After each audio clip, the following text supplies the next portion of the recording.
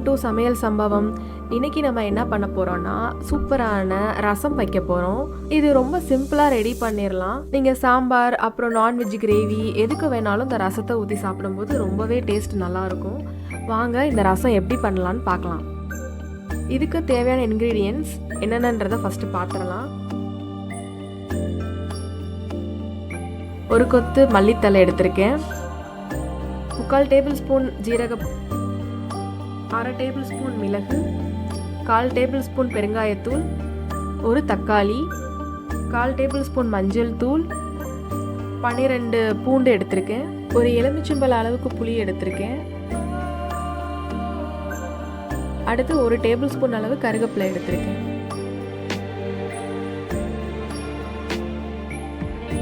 First இந்த புளியை கொஞ்சம் தண்ணியில் ஊற வச்சிடலாம். ஒரு அரை மணி நேரம் அது ஊறட்டும். அடுத்ததாக நம்ம அரைக்கிறதுக்கு மிளகு, அப்புறம் ஜீரகம்,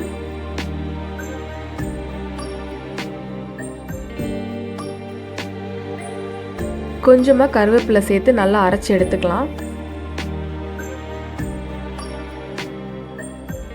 இப்போ அரைச்சி எடுத்தாச்சு. நெக்ஸ்ட் நம்ம தக்காளியை பிழிஞ்சு விட்டுக்கலாம். ஒரு பாத்திரத்தில் கொஞ்சமாக தண்ணி ஊற்றி அதில் தக்காளியை லைட்டாக பிழிஞ்சு விட்டுக்கிறேன்.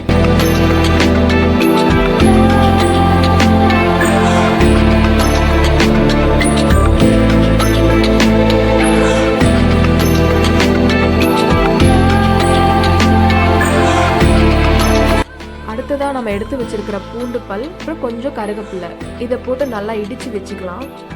கருவேப்பிலை கொஞ்சம் உள்ளே சேர்க்கும் போது நம்மளுக்கு அந்த ஸ்மெல் ரொம்பவே நல்லா இருக்கும். இடிச்சாச்சு. இப்போ உள்ளே ஆட் பண்ணிக்கலாம்.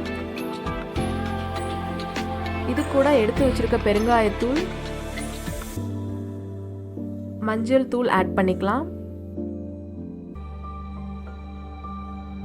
மல்லித்தலையை கொஞ்சம் கொஞ்சமாக குட்டி குட்டியாக பிச்சு போட்டுக்கோங்க. மல்லித்தலை ஓரளவு நிறையா போட்டால் தான் ரசத்தோட டேஸ்ட் ரொம்பவே நல்லாயிருக்கும்.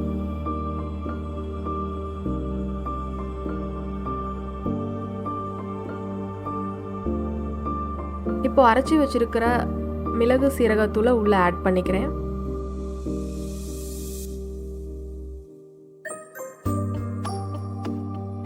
அடுத்து புளியை நம்ம வடிகட்டி எடுத்துக்கலாம்.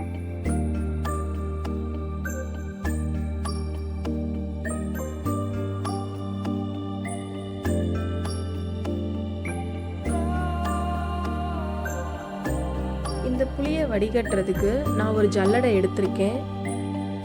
இதனால டஸ்ட்டு எல்லாமே ஜல்லடையிலே நின்றும், நமக்கு புளி தண்ணி மட்டும் கிடைக்கும். உங்களுக்கு எவ்வளோ புளிப்பு வேணுமோ அந்தளவு ஆட் பண்ணிக்கோங்க. ரொம்பையும் புளிச்சாலும் நல்லா இருக்காது, புளிப்பு இல்லாட்டினாலும் நல்லா இருக்காது. எனக்கு இது கொஞ்சம் புளிக்கிற மாதிரி தெரியுது, அதனால கொஞ்சம் வாட்டர் ஆட் பண்ணிக்கிறேன்.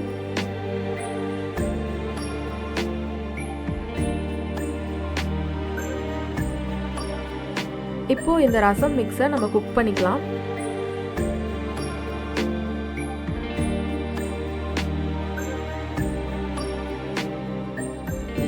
அடுத்து ஒரு பாத்திரத்தை வச்சு தேவையான அளவு எண்ணெய் ஊற்றிக்கோங்க.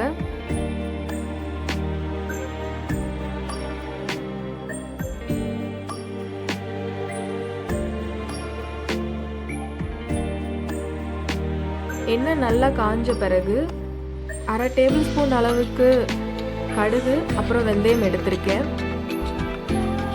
3 காஞ்ச மிளகாய் எடுத்திருக்கேன், அப்புறம் கொஞ்சம் கருவேப்பிலை, இதை ஃபுல்லாக ஆட் பண்ணி லைட்டாக வதக்கி விட்டுக்கலாம். நீங்கள் தாளிக்கும் போது உளுந்தம்பருப்பு போடக்கூடாது, இல்லைன்னா ரசம் சீக்கிரமாகவே கெட்டு போயிடும்.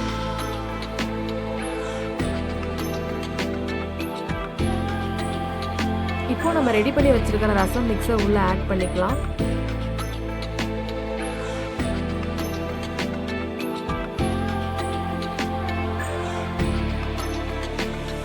ரசம் ரொம்ப கொதிக்க விடக்கூடாது, லேசாக முறக்கூடுற மாதிரி இருக்கும்போதே நீங்கள் இறக்கிடணும்.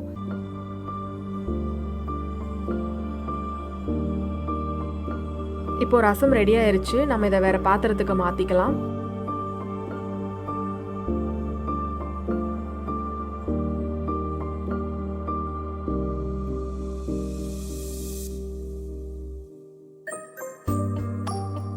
இது கூட தேவையான அளவு உப்பு போட்டுக்கோங்க.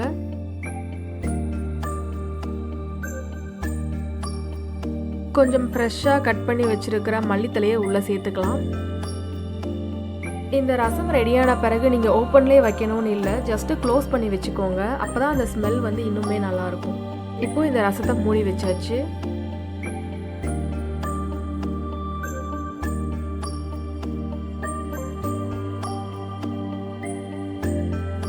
ரசம் ரொம்பவே சூப்பராக ரெடி ஆயிருக்கு. நீங்களும் இந்த ரெசிபியை உங்கள் வீட்டில் ட்ரை பண்ணி பாருங்கள். உங்களுக்கு இந்த வீடியோ பிடிச்சிருந்துச்சுன்னா நம்ம சேனலை சப்ஸ்கிரைப் பண்ணிக்கோங்க. உங்கள் ஃப்ரெண்ட்ஸ் அண்ட் ஃபேமிலி கூட ஷேர் பண்ணிக்கோங்க. தேங்க்யூ ஃபார் வாட்சிங்.